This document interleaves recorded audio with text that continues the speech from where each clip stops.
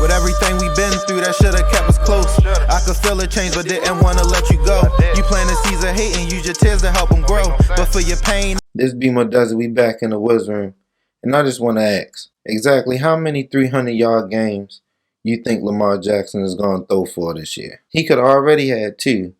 All Marquise Brown had to do was hold on to about 2 of them passes that he dropped last week, and he would have threw for 300 yards. This passing game has already been scary for the first 4 weeks of the season. And Rashod Bateman is coming back, hopefully this week. Miles Boykin is coming back, hopefully this week. He hasn't even had his full receiving core, and he's been excelling like this already. Lamar Jackson may have about 10 300-yard games this season. That's what I'm estimating for the rest of the year. And that's even if one of the guys go out, or Rashod Bateman still have injury problems, or whatever the case may be.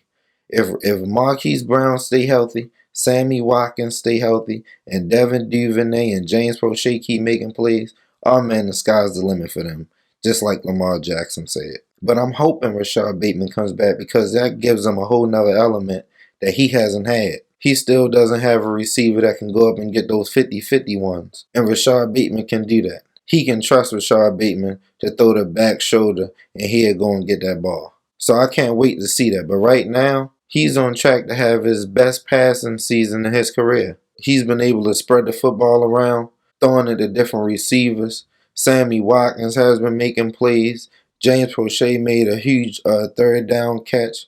We done seen Denver Duvernay on special teams, and he's also been contributing in the wide receiving core.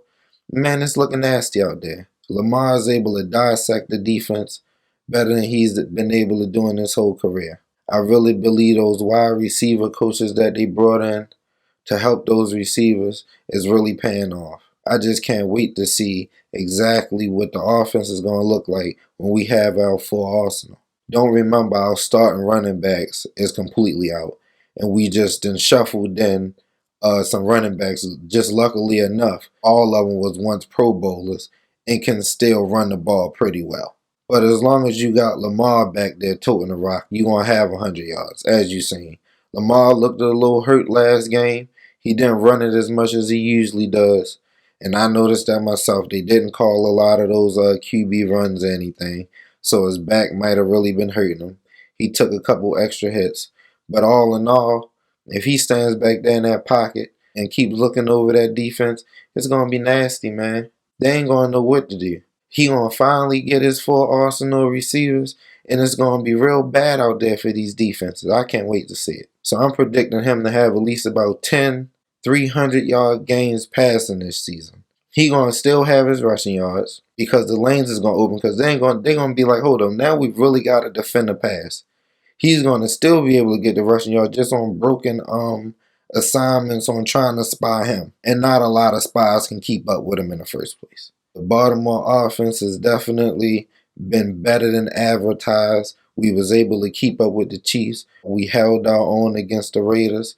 And so far, it's not been a lot of teams that can stop us, whether we passing or rushing the ball. So I'm looking forward to Lamar dominating the rest of the season, as you should too. This is B'More Dezzy. We out.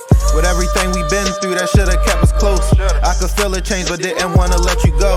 You plant a seeds of hate and use your tears to help them grow. But for your pain.